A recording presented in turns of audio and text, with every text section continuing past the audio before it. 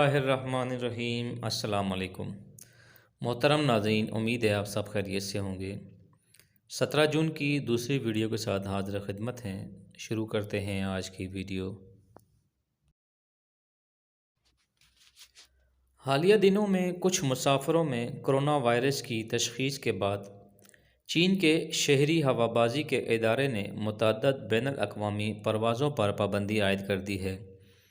چین نے Pakistan international airlines, air China, Turkish airlines, مصر کی ایئر لائنز اور سیچوان ایئر لائنز کی چین آنے والی پروازوں کو عارضی طور پر معطل کر دیا ہے۔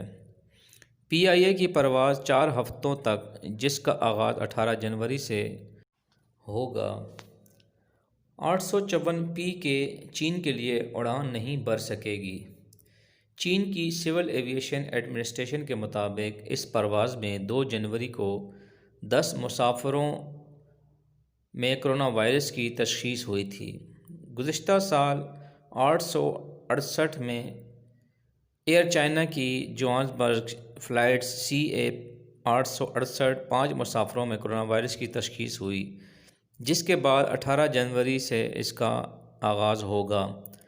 اس پرواز کو 2 ہفتوں کے لیے معطل کر دیا گیا ہے۔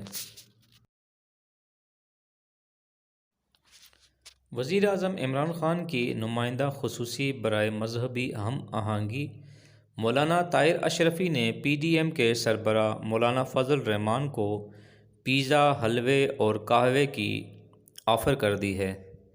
لاہور میں میڈیا سے گفتگو کرتے ہوئے انہوں نے کہا کہ مولانا صاحب پنڈی آئیں تو پیزے کے ساتھ حلوہ اور قہوہ بھی پیش کریں گے۔ مولانا طاہر اشرفی نے کہا کہ عقیدہ ختم نبوت پر پہرا دیں گے۔ تمام مسالک کے علماء متفق ہیں۔ بھارت کی فرقہ واریت پھیلانے کی سازش کو کامیاب نہیں ہونے دیں گے۔ گزشتہ ماہ میڈیا سے بات کرتے ہوئے طاہر اشرفی نے کہا تھا کہ اسلام آباد مارچ روکنے کے لیے شیخ رشید ہی کافی ہیں۔ انہوں نے کہا کہ ملک میں نیا بلدیاتی نظام تبدیلی لائے گا۔ ملک کے آئین کی خلاف ورزی کرنے والا پاکستانی نہیں ہے۔ ان کا کہنا تھا کہ ابھی اپوزیشن میں اتفاق نہیں کہ کس نے استعفیٰ دینا ہے، جبکہ سینٹ الیکشن اپنے وقت پر ہی ہوں گے۔ علامہ طاہر اشرفی نے کہا کہ اسلام آباد مارچ روکنے کے لیے ایک شیخ رشید ہی کافی ہے۔ جنوری میں مہنگائی مزید کم ہوگی۔ اپوزیشن کی طرف سے استعفے آئے تو دیکھا جائے گا۔ انہوں نے کہا کہ توہین رسالت صلی اللہ علیہ وسلم کے قانون کا غلط استعمال کرنے والوں کو روکیں گے۔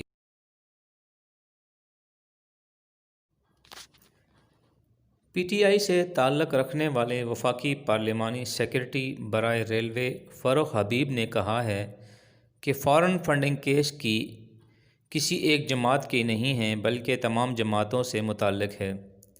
ہم نیوز کے مطابق وفاقی وزیر اطلاعات و نشریات سینیٹر شبلی فراز کے ہمراہ ایک پریس کانفرنس سے خطاب کرتے ہوئے PTI کے رہنما فاروق حبیب نے کہا کہ اپوزیشن جماعتوں نے فنڈنگ سے متعلق الیکشن کمیشن میں تفصیلات جمع نہیں کرائیں۔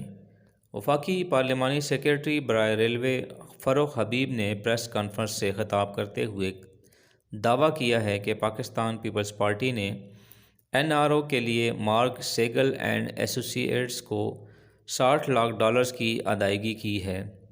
انہوں نے کہا کہ اپوزیشن کے پاس 19 جنوری 2021 کو احتجاج کرنے کا کوئی بھی جواز نہیں ہے۔ PTI کے رہنما فاروق حبیب نے کہا کہ PDM جماعتیں اسکروٹنی کمیٹی کے سامنے کوئی بھی ریکارڈ نہیں رکھ سکیں گی۔ حزب اختلاف کو ہر قدم پر ناکامی کا سامنا کرنا پڑا ہے۔ فاروق حبیب نے ہم نیوز کے مطابق وفاقی پارلیمانی سیکرٹری برائے ریلوے فاروق حبیب نے کہا کہ آئین پاکستان تمام سیاسی جماعتوں کو اپنا ریکارڈ درست رکھنے کا پابند بناتا ہے۔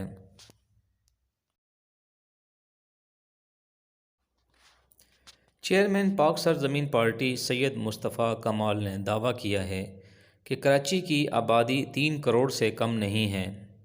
ہم نیوز کے مطابق PSP کے زیر اہتمام نکالی جانے والی ریلی سے خطاب کرتے ہوئے سابق ناظم کراچی سید مصطفیٰ علی کمال نے کہا کہ مردم شماری متنازع تھی۔ انہوں نے کہا کہ اسی لیے گزشتہ 3 برسوں سے اسے قانونی شکل نہیں دی گئی۔ سید مصطفیٰ کمال نے مطالبہ کیا کہ کراچی کی گنتی پوری کرو اور لوگوں کو صحیح سے گنو۔ انہوں نے کہا کہ حکمرانوں مردم شماری پر فیصلہ واپس لو۔ ان کا کہنا تھا کہ اب وزیر اعظم عمران خان کو مردم شماری پر یو ٹرن لینا پڑے گا۔ چیئرمین پی ایس پی سید مصطفیٰ کمال نے خبردار کرتے ہوئے کہا کہ اس مردم شماری کو جائز مان لیا گیا تو آئندہ بھی سب کو جائز ماننا پڑے گا۔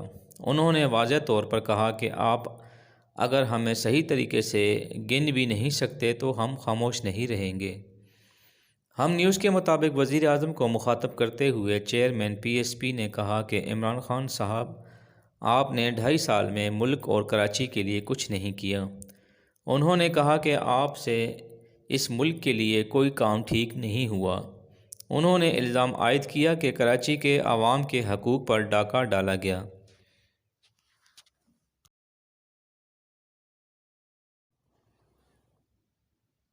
پاکستان کے دفتر خارجہ نے اتوار کو انڈین ٹی وی میزبان ارنب گوسوامی کی مبینہ طور پر لیک ہونے والے واٹس ایپ ڈیٹا پر رد عمل دیتے ہوئے کہا کہ ان انکشافات نے دنیا کے سامنے انڈیا کا بھانڈا پھوڑ دیا ہے اور پاکستان اپنے موقف میں ایک بار پھر سرخرو ہوا ہے۔ گزشتہ ہفتے ارنب گوسوامی اور بھارتی براڈ کاسٹ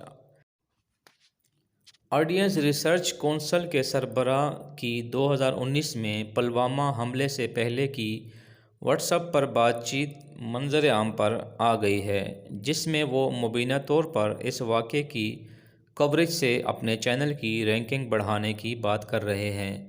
میڈیا اور سوشل میڈیا ٹرینڈ کی صورت چلنے والے اس لیک ڈیٹا کے مطابق ارنب گوسوامی نے نہ صرف بالاکوٹ پر حملے بلکہ وہ انڈین آئین کے تحت انڈیا کے زیر انتظام کشمیر کی خصوصی حیثیت ختم کرنے والے آرٹیکل 370 کے خاتمے سے بھی آگاہ کر رہے تھے۔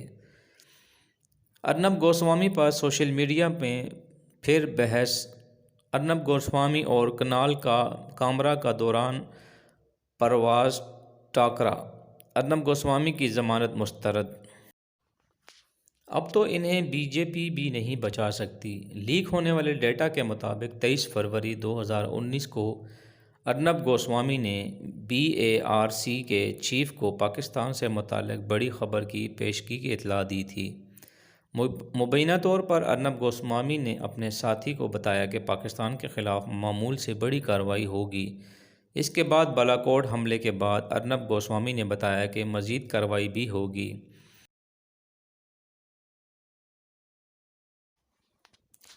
سربراہ پاک فضائیہ ایئر چیف مارشل مجاہد انور خان نے کہا کہ بھارت پاکستان کی قیام امن کی کوششوں کو مسلسل نظر انداز کر رہا ہے۔ دورہ ترکی کے دوران سربراہ پاک فضائیہ نے ASSAM کے بورڈ اراکین سے ملاقات کی۔ ملاقات کے دوران انہوں نے کہا کہ بھارت کی جانب سے افغانستان میں پراکسیز کی معاونت بھی جاری ہے۔ انہوں نے مقبوضہ کشمیر کی بگڑتی صورتحال اور کشمیریوں کی حالت زار کو عالمی برادری کے لیے بڑا سوالیہ نشان قرار دیا۔ مجاہد انور نے کہا کہ پاکستان اور ترکی 2 ملک ایک قوم ہیں۔ دور حاضر کے چیلنجز سے نمٹنے اور نبرد ہونے کے لیے دفاعی تعاون کو مستحکم بنانا ہوگا۔ ایئر چیف مارشل نے کہا کہ دونوں ممالک کے مفادات اور چیلنجز بھی ایک ہیں۔ دہشت گردی کے خلاف جنگ میں اپنے ترک بھائیوں کے ساتھ ہیں۔ پاکستان نے افغانستان کے دارالحکومت کابل میں 2 خواتین ججوں کی ٹارگٹ کلنگ کے اقدام کی مذمت کی ہے۔ ترجمان دفتر خارجہ زاہد حفیظ چودھری نے کہا کہ ہم جاں بحق افراد کے لواحقین سے دلی تعزیت کا اظہار کرتے ہیں۔ یہ دہشت گردی کی وحشیانہ کارروائی ہے، جتنی مذمت کی جائے کم ہے۔ انہوں نے کہا کہ پاکستان دہشت گردی کی تمام اشکال اور اقسام کی مذمت کرتا ہے۔ ہم نے بار بار افغانستان میں تشدد اور جنگ بندی میں کمی کا مطالبہ کیا ہے۔ ترجمان دفتر خارجہ نے کہا کہ ہمیں پختہ یقین ہے کہ افغان تنازع کا کوئی فوجی حل نہیں۔ ہم تمام فریقوں سے امن عمل کی تیز کرنے کا مطالبہ کرتے ہیں۔ ان کا کہنا تھا کہ پاکستان نے ہمیشہ افغان امن عمل کو خراب کرنے والوں سے چوکس رہنے کی ضرورت پر زور دیا ہے۔ انہوں نے مزید کہا کہ پاکستان پرامن مستحکم افغانستان کے لیے عزم کا اعادہ کرتا ہے۔